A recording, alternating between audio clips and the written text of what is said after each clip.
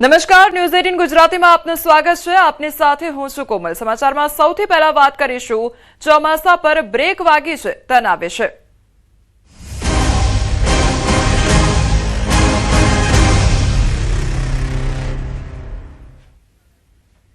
શાંત ચોમાસાએ ચિંતા વધારી દીધી છે। હજુ પણ ગુજરાતમાં વિધિવત ચોમાસાના વરસાદની રાહ જોવી પડશે। સિસ્ટમ મજબૂત ન બની હોવાથી ચોમાસાના વરસાદમાં વિલંબ જોવા મળી રહ્યો છે। તો ચોમાસા પર અલ નીનોની અસર જોવા મળી રહી છે।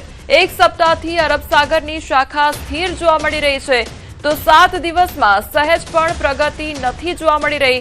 ગુજરાતથી હજુ 250 કિલોમીટર દૂર છે ચોમાસું। તો હજી સુધી ચોમાસાના આગમનના કોઈપણ પ્રકારના એંધાણ જોવા નથી મળી રહ્યા। હજુ પણ એકાદ સપ્તાહ રાહ જોવડાવી શકે છે ચોમાસું। તો ચોમાસા માટે મોટા ભાગના પરિબળ પ્રતિકૂળ જોવા મળી રહ્યા છે। તો ધીમે ધીમે કેટલાક પરિબળ અનુકૂળ થવાની સંભાવના પણ સેવાઈ રહી છે। તો સંવાદદાતા વિભુ અમારી સાથે જોડાઈ ગયા છે। વિભુ, હવે ચોમાસા માટે હજુ કેટલી રાહ જોવી પડશે? અલ નીનોની કેવા પ્રકારની અસર જોવા મળવાની છે?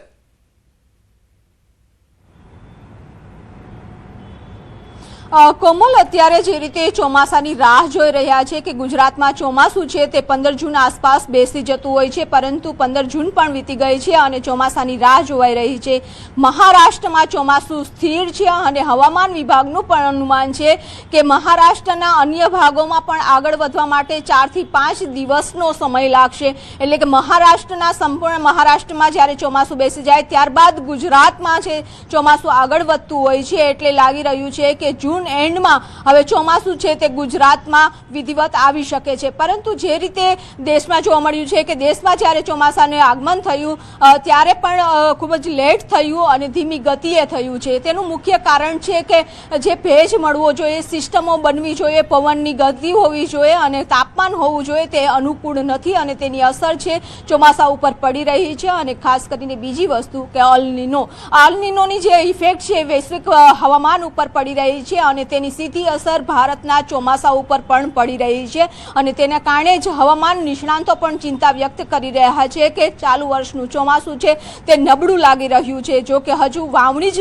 જેવો વરસાદ છે તેમાં પણ શું વિલંબ છે તે થશે, એટલા માટે જ અત્યારે ખેડૂતો પણ ચિંતામાં મુકાઈ ગયા છે। અને અલ નીનોની જે ઇફેક્ટ હોય છે કાં તો સૌથી વધારે વરસાદ પડી જતો હોય છે યા તો દુષ્કાળ જેવી સ્થિતિ છે તે ઊભી કરતી હોય છે, જેના કારણે અને સાથે જ તાપમાન છે તે ઊંચું રહેતું હોય છે। એટલે કે આ બધી જ ચિંતાઓ છે તે સતાવી રહ્યું છે, કારણ કે આ વર્ષનું છે એ સુપર અલ નીનો છે અને સુપર અલ નીનોની અસર છે તે ચોમાસા ઉપર પડશે હવે। પરંતુ વારાફરતી જે સિસ્ટમો બનવી જોઈએ, બંગાળની ખાડીમાં લો પ્રેશરો બનવા જોઈએ તે પણ નથી બન્યા અને તેના કારણે જ અત્યારે ચોમાસાને બ્રેક લાગી ગઈ હોય તેવી સ્થિતિ જોવા મળી રહી છે।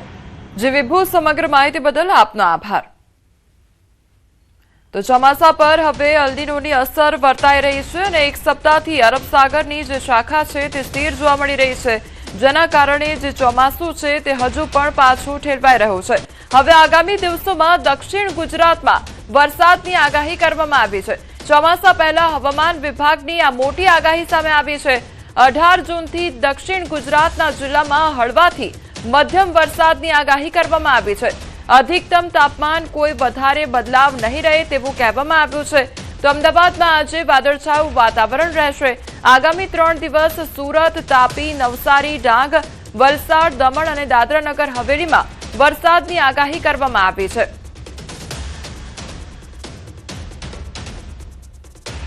इसमें गुजरात रीजन में मेनली जो साउदर्न डिस्ट्रिक्ट है इसमें इक्का दुक्का स्थान में हल्का से मध्यम बरसात का संभावना रहेगा। सूरत, नवसारी, वलसाड, दमन, तापी से लेकर जो डिस्ट्रिक्ट्स आगे है उसमें संभावना रहेगा और ये पूरा हफ्ता के लिए ये वार्निंग रहेगा। और सौराष्ट्र कच्छ के लिए अगले 3 दिन मौसम आमतौर पर शुष्क रहने का पूर्वानुमान दिया गया है। 18 जून से आइसोलेट इक्का दुक्का स्थानों में मेनली दक्षिण गुजरात की जो जिला है भावनगर और आसपास क्षेत्र अमरेली, इसका हल्का से मध्यम बरसात का संभावना रहेगा। આ તરફ કચ્છમાં પ્રી મોન્સૂન એક્ટિવિટીની શરૂઆત થઈ ગઈ છે। ગઈકાલ રાત્રિના રણકાંધી વિસ્તારમાં ઝરમર વરસાદ ખાબક્યો તો મુન્દ્રાના રતડિયામાં આજે સવારના વરસાદી ઝાપટા પડ્યા। નખત્રાણા તાલુકાના અમુક વિસ્તારમાં પણ ઝરમર વરસાદી ઝાપટા વરસ્યા હતા। તો કચ્છની આ તસવીરો સામે આવી છે કે જ્યાં વાતાવરણમાં એકાએક પલટો જોવા મળી રહ્યો છે તો પ્રી મોન્સૂન એક્ટિવિટીની કચ્છમાં શરૂઆત થઈ ચૂકી છે.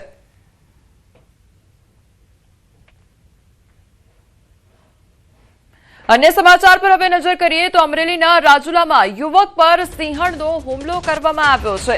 કોવાયા ગામ નજીક યુવકને સિંહણે ફાડી ખાધો તો રોડ સાઈડમાં ઉભેલા યુવાનને સિંહણે પકડી લઈ આક્રમક રીતે શિકાર કરી મોતને ઘાટ ઉતાર્યો. મૃતક યુવાનની માત્ર ખોપરી મળી આવી છે તો સ્થાનિક લોકોમાં ભયનો માહોલ જોવા મળી રહ્યો છે અને સાથે રોષ પણ ભભૂકી ઉઠ્યો છે.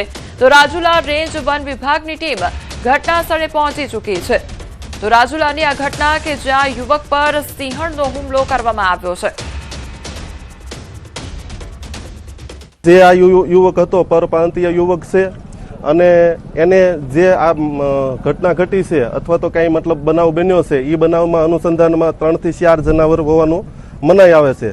અને આ જનાવર આ માણસ જે અહીં બેઠો હતો એ માણસને ખેંચી અને સામેની સાઈડ લઈ ગયો છે અને ત્યાં બધું આખું મતલબ એમ કહે ને કે ભાઈ માથા સિવાય કાંઈ વધવા નથી દીધું. સંવાદદાતા રાજન અમારી સાથે જોડાઈ ગયા છે. રાજન, સિંહણ દ્વારા હુમલો કરવાની આ ઘટના જેમાં યુવાનનું મોત નીપજ્યું છે, શું અપડેટ? કોમલ, છેલ્લા 4-5 દિવસમાં બીજી એવી ઘટના છે જેમાં સિંહણનો કે સિંહનો શિકાર માનવ બન્યો હોય.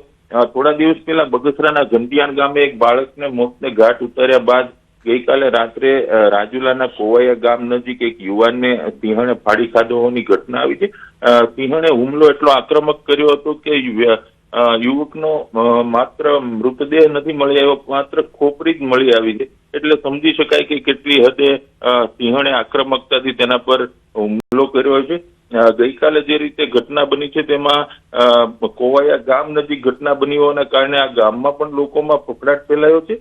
જે મૃતક યુવાન છે એ ઉત્તરાખંડનો હોવાનું અને કોવાયા નજીક એક રેસ્ટોરન્ટમાં કામ કરતો હોવાનું પ્રાથમિક માહિતી સામે આવી છે. જી રાજન, સમગ્ર માહિતી બદલ આપનો આભાર. તો આ તરફ અમરેલીના સાવરકુંડલાના જૂના સાવર વિસ્તારમાં હિંસક પ્રાણીનો આતંક જોવા મળી રહ્યો છે. વન્ય પ્રાણીના હિંસક હુમલામાં આધેડ ગુમ થયાનું અનુમાન લગાવવામાં આવી રહ્યું છે.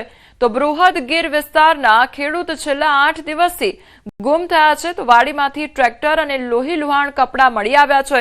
આધેડના ભાઈ વાડીએ પહોંચતા લોહીના ખાબોચિયા અને કપડા મળી આવતા ચકચાર મચી જવા પામી છે. સિંહ તેમજ દીપડાનો વિસ્તાર હોવાથી વન વિભાગ અને પોલીસને જાણ કરવામાં આવી છે. તો વન વિભાગે લોહીથી કઢાયેલા કપડા કબજે લઈ તપાસ શરૂ કરી છે. આસપાસ સિંહ અને દીપડાનું રહેઠાણ હોવાથી વન્ય પ્રાણીએ હુમલો કરી મૃતદેહ ઢસડી ગયો હોવાની આશંકા સેવાઈ રહી છે. તો ઘટના સ્થળે લોકોના ટોળે-ટોળા ઉમટી ગયા છે. વિસ્તારમાં ભયનો માહોલ સર્જાઈ ગયો છે. વન વિભાગ દ્વારા સમગ્ર વિસ્તારમાં સઘન સ્કેનિંગ અને સર્ચ ઓપરેશન શરૂ છે. તો પ્રથમ દ્રષ્ટિએ સિંહ સહિતના વન્યજીવના હુમલાની સંભાવના જોવા મળી રહી છે. ગુમ ખેડૂતની શોધખોળ હાલ યથાવત છે. પછી વાડીએ એમનું ટ્રેક્ટર મળ્યું છે અને એની વસ્તુ મળી છે, બધી બૂટ, ચપ્પલ છે, કોદાળી છે, એવું બધું મળ્યું છે. બાકી કઈ મળ્યું નથી અને કપડા મળ્યા છે લોહીવાળા.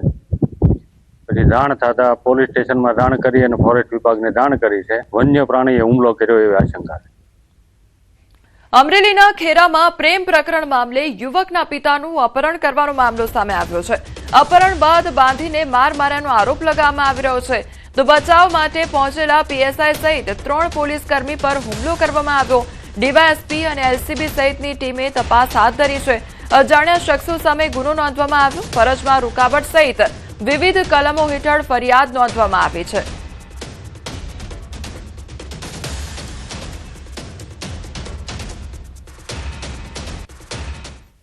ઘેર જઈને બાંધ્યો ને પછી મને માર્યો ને એમાં 10-12 જણા આંડા હતા ને ઈવડાના ટોળું હતું ઘણું જાજુ. ઈવડા બધા હરપી પડ્યા ભાઈઓ ને એમાં પોલીસ વાળા મને મારી નાખે તો પોલીસ વાળા ઉપર હતો હુમલો કરવા મળ્યા છે. પોલીસ નો આવી હોત તો પોલીસ નો આવી તો મને મારી નાખે સાહેબ. અરવલ્લીમાં તસ્કરોનો તરખાટ જોવા મળી રહ્યો છે. ભિલોડામાં વિચિત્ર ચોરી સીસીટીવી કેમેરામાં કેદ થઈ છે. તો ફર્નિચરની દુકાનમાંથી 24,000ના સામાનની ચોરી કરવામાં આવી. તસ્કરો ફર્નિચરના લાકડા સહિત સામાન ઉઠાવીને ફરાર થઈ ગયા. તો હાઈવે કિનારે આવેલી દુકાનને તસ્કરોએ નિશાન બનાવ્યું. મોંઘી દાટ બાઇક પર આવેલા તસ્કરો ચોરી કરીને ફરાર થઈ ગયા છે. તો ચોરીની આ સમગ્ર ઘટના સીસીટીવી કેમેરામાં કેદ થઈ છે. તો ફર્નિચરનો જે લાકડાનો સામાન હતો તે ઉઠાવીને લઈ ગયા. આખી ઘટના સીસીટીવી કેમેરામાં કેદ થઈ છે. તો ફર્નિચરની દુકાનમાં ચોરીને અંજામ આપવામાં આવ્યો છે. હાઈવેની કિનારે આવેલી જે દુકાન છે તેને નિશાન બનાવવામાં આવી હતી અને મોંઘીદાટ બાઇક લઈને આ ચોરો ત્રાટક્યા હતા અને ત્યારબાદ જે ફર્નિચરનો સામાન હતો, લાકડાનો સામાન હતો તે ઉઠાવીને ત્યાંથી ફરાર થયા હતા. તો ફર્નિચરની દુકાનમાં ચોરીને અંજામ આપવામાં આવ્યો છે તે અંગેના સીસીટીવી ફૂટેજ પણ સામે આવ્યા છે કે જ્યાં એક બાદ એક જે લાકડાનો સામાન છે, જે ફર્નિચરનો સામાન છે તે ત્યાંથી ઉઠાવીને ફરાર થાય છે. તો મોંઘીદાટ બાઇક પર આ જે ચોરો છે તે સવાર થઈને આવ્યા હતા અને ત્યારબાદ ચોરીને અંજામ આપવામાં આવ્યો હતો. અમદાવાદમાં ઘર ખરીદવાનું વિચારી રહેલા લોકો માટે મહત્વના સમાચાર સામે આવ્યા છે. રિયલ એસ્ટેટના ભાવમાં ટૂંક સમયમાં વધારો થવાની શક્યતા છે. તો ક્રેડાએ 30 જૂન બાદ મકાનોના ભાવ અંગે મહત્વના નિર્ણયો જાહેર કરશે.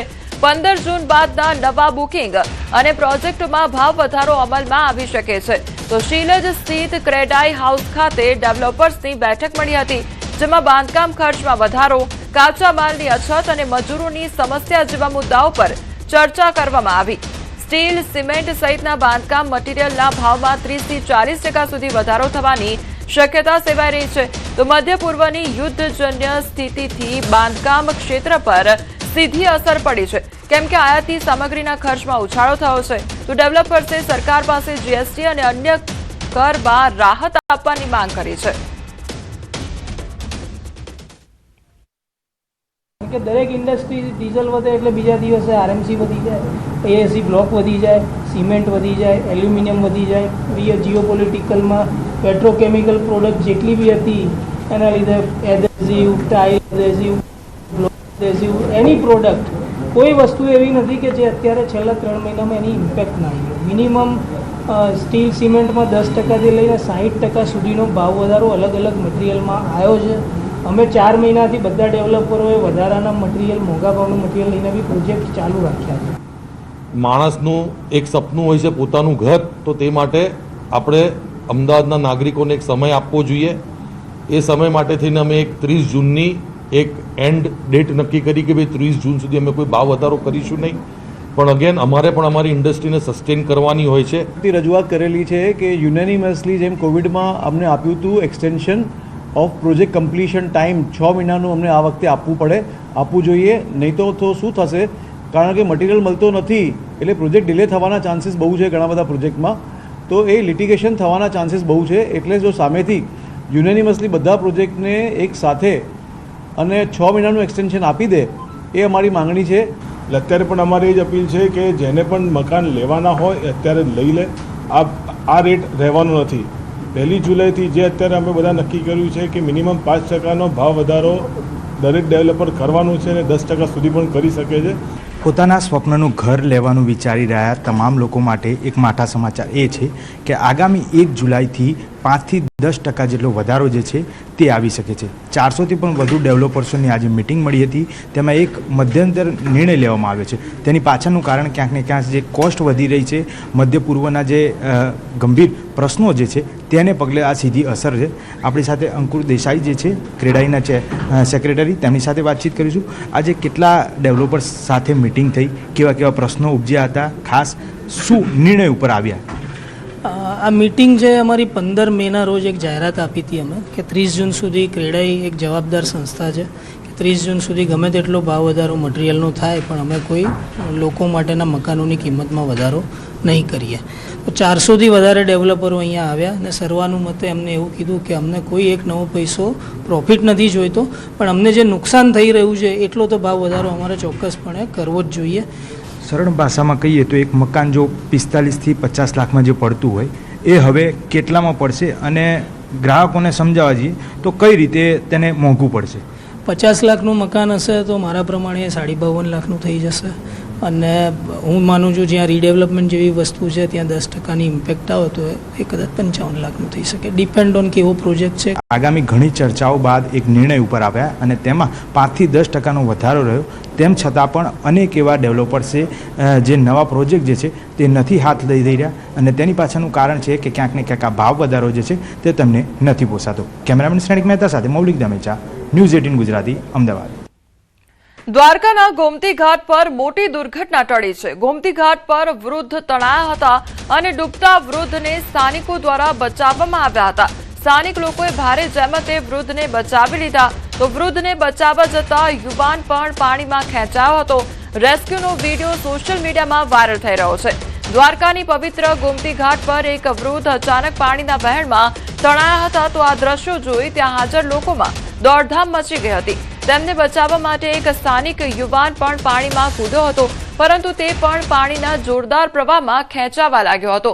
સ્થિતિની ગંભીરતાને સમજીને અન્ય સ્થાનિકોએ તાત્કાલિક સાહસ દાખવ્યું હતું અને 4 લોકોએ ભેગા મળીને ભારે જહેમત બાદ બંનેને સુરક્ષિત રીતે બહાર કાઢ્યા હતા.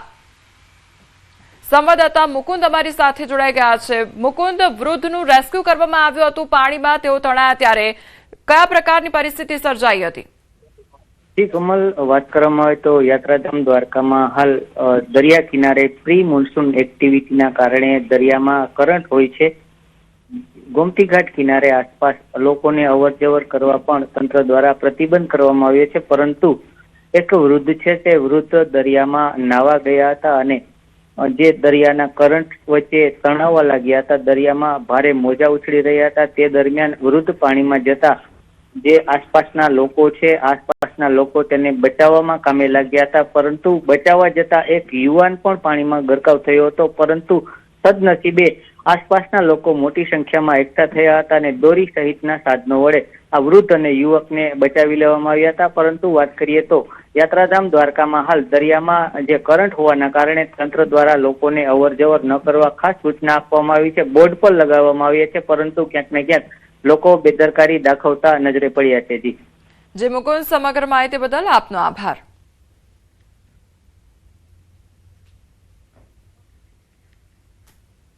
હરિયાણાના કરનાલમાં મેરઠ રોડ પર વહેલી સવારે આશરે 4:30 વાગે એક ચોરીની ઘટના સામે આવી છે. અહીં કારમાં આવેલા 7 ચોરોએ એક કરિયાણા સ્ટોરની પાછળના શટરના તાળા લોખંડના સળિયા વડે તોડી નાખ્યા હતા તો ચોરો દુકાનની અંદર રાખેલી સ્કૂટી બહાર કાઢી અંદરથી તેલના અનેક ડબ્બા અને ચોખાની ગુણીઓ કારમાં ભરીને આરામથી ફરાર થઈ ગયા હતા. દુકાન માલિક ભીમસિંહના જણાવ્યા અનુસાર ચોરીની આ સમગ્ર વારદાત અને ચોરીનો કારનો નંબર દુકાનમાં લાગેલા સીસીટીવી કેમેરામાં કેદ થઈ ગયા છે. તો આ વિસ્તારમાં અગાઉ પણ ચોરીઓ થઈ ચૂકી હોવાથી સ્થાનિકોમાં રોષ છે. હાલમાં આ અંગે પોલીસમાં ફરિયાદ નોંધાવી સીસીટીવી ફૂટેજના આધારે તપાસ શરૂ કરવામાં આવી છે.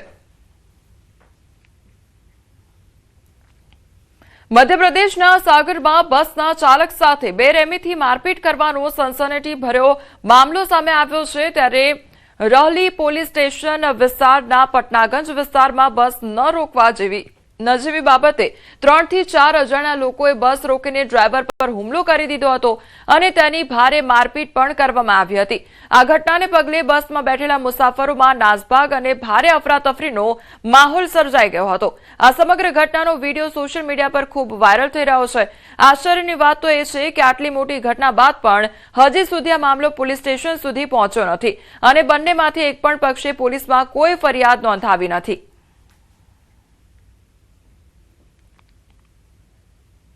નર્મદામાં નારાજ ધારાસભ્ય ડોક્ટર દર્શનાબેન માની ગયા અને ધારાસભ્ય ડોક્ટર દર્શના દેશમુખના ધરણા સમાપ્ત થયા છે. હાઈકમાન્ડે ફોન કરી દર્શનાબેનને મનાવી લીધા છે તો અઠવાડિયા બાદ ગાંધીનગર મળવા બોલાવ્યા. 1 અઠવાડિયાનો સમય આપ્યો અને પ્રદેશ મહામંત્રી પ્રશાંત કોરાટ દ્વારા સમય આપવામાં આવ્યો. તો સાંસદ મનસુખ વસાવા, પૂર્વ ધારાસભ્ય મોતીસિંહ વસાવા, નર્મદા જિલ્લા ભાજપ પૂર્વ પ્રમુખ ઘનશ્યામ પટેલ અને દર્શનાબેનના ભાઈ રવિ દેશમુખે કારમાં બેઠક કર્યા બાદ ધરણા સમાપ્ત કર્યા છે. પ્રદેશ કમલમ ખાતે આવતા અઠવાડિયામાં દર્શનાબેન દેશમુખ અને સાંસદ મનસુખ વસાવા અને તેમની ટીમને બોલાવવામાં આવશે. નર્મદા જિલ્લા ભાજપ પ્રમુખ અને દર્શનાબેનની ટીમ સાથે વાત કર્યા બાદ નિર્ણય લેવામાં આવશે. તો આગામી કાર્યક્રમો પ્રદેશ ખાતે થનાર બેઠક બાદ નક્કી કરવામાં આવશે. મારી સાથે એમણે ચર્ચા કરી અને એ ચર્ચાના અનુસંધાનમાં ભારતીય જનતા પાર્ટીના દ્વારા અમને બોલાવવામાં આવશે, અમને સાંભળવામાં આવશે. આખી વાતનો જે ચિતાર છે એ રજૂ કરવા માટેનો અમને મોકો પણ આપવામાં આવશે અને એની બાહેધરી આ પ્રદેશના મહામંત્રી શ્રી પ્રશાંતભાઈ કોરાટજી દ્વારા આપવામાં આવી. એટલા માટે આજનો ધરણાનો જે કાર્યક્રમ છે એ અત્યાર સુધીનો જે ધરણાનો કાર્યક્રમ છે એ અમે પૂર્ણ જાહેર કર્યો છે. ભાજપમાં આવતીકાલે યોજશે ખેડૂત સંમેલન અને કાલે ગોંડલ ખાતે ભાજપ દ્વારા ખેડૂત સંમેલનનું આયોજન કરવામાં આવ્યું છે. પ્રદેશ પ્રમુખ જગદીશ વિશ્વકર્માની અધ્યક્ષતામાં ખેડૂત સંમેલન યોજાશે. તો ખેડૂતોની ઉપલબ્ધિ અને તાજેતરમાં ખેડૂતોના હિતમાં લેવાયેલ નિર્ણય અંગે ખેડૂત સંમેલન યોજવામાં આવશે. તો આવતીકાલે ખેડૂત સંમેલનનું આયોજન કરવામાં આવ્યું છે. ભાજપ દ્વારા આવતીકાલે આયોજન કરવામાં આવ્યું છે. તો ગોંડલ ખાતે ખેડૂત સંમેલન મળશે. કચ્છના ગાંધીધામના ભીમ માર્કેટના 200 કેબિન ધારકોની પુનઃસ્થાપનની માંગ સામે આવી છે. 4 મહિના અગાઉ મહાનગરપાલિકા દ્વારા વૈકલ્પિક વ્યવસ્થાની ખાતરી આપવામાં આવી હતી, પરંતુ હજી સુધી કોઈ નિર્ણય લેવાયો નથી. છેલ્લા 40 વર્ષથી રોજગાર સાથે જોડાયેલા 200 થી વધુ પરિવારો હાલ આર્થિક સંકટનો સામનો કરી રહ્યા છે. કેબિન ધારકોના જણાવ્યા મુજબ તેમની પાસે મહાનગરપાલિકાની એનઓસી, લાયસન્સ, સફાઈ વેરાની પહોંચ તેમજ વીજ કનેક્શનના પુરાવા ઉપલબ્ધ છે. તાત્કાલિક યોગ્ય કાર્યવાહી, વૈકલ્પિક દુકાનોની ફાળવણી અને રોજગાર પુનઃસ્થાપનની માંગ કરવામાં આવી રહી છે. તો કચ્છ ગાંધીધામની આ તસવીરો સામે આવી રહી છે કે જ્યાં જે વિરોધ છે તે વેપારી એસોસિએશન દ્વારા કરવામાં આવી રહ્યો છે, કેબિન એસોસિએશન દ્વારા કરવામાં આવી રહ્યો છે અને વિવિધ માંગો પણ તેમના દ્વારા મૂકવામાં આવી છે. ત્યારે ભીમ માર્કેટની આ તસવીરો કે જ્યાં 200 કેબિન ધારકો દ્વારા જે વિરોધ છે તે કરવામાં આવી રહ્યો છે અને બીજી તરફ જે કેબિન છે તે પુનઃ સ્થાપન કરવામાં આવે તેવી માંગ પણ તેમના દ્વારા કરવામાં આવી રહી છે. તો બીજી તરફ મનપા દ્વારા વૈકલ્પિક વ્યવસ્થા કરી આપવાની ખાતરી આપવામાં આવી છે. તો હજી સુધી કોઈપણ પ્રકારનો નિર્ણય લેવામાં આવ્યો નથી. તેના કારણે લોકોમાં રોષ પણ જોવા મળી રહ્યો છે.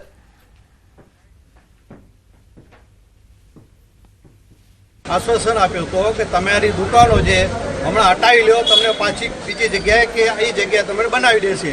એના લીધે અમે દુકાનો બધી હટાવી લીધી. હટાયા પછી અમે બધા બેરોજગાર થઈ ગયા છે. 200 જણાનો ઘર રોજીરોટી ચાલતી નથી, બધા રોજગાર વગર થઈ ગયા છીએ. હાલ સમાચારોમાં બસ આટલું જ. વધુ સમાચાર માટે આપ જોતા રહો ન્યૂઝ 18 ગુજરાતી. નમસ્કાર.